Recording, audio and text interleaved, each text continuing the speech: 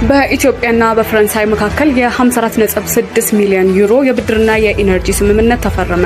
ኢትዮጵያና ፈረንሳይ ያላቸውን ታሪካዊና ስትራቴጂካዊ ግንኙነት ይበልጥ የሚያጠናክር የሁለትዮሽ ውይይት በፕሬዝዳንት ኢማኑኤል ማክሮን እና በኢትዮጵያ ልዑካን ቡድን መካከል በፓሪስ ተካሂዷል።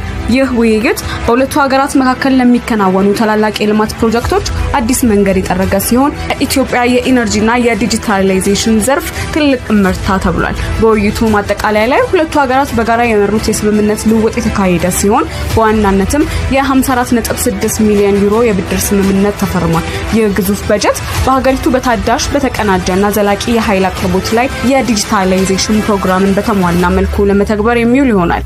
ከገንዘብ ስምምነቱ በተጨማሪ ኢትዮጵያን የኃይል ማዕከል ለማድረግ ለሚደረገው ጉዞ ትልቅ ድርሻ የሚኖረው የ150 ሜጋዋት የጂኦተርማል የእንፋሎት ኃይል ልማት ስምምነት አንዱ ስኬት ነው።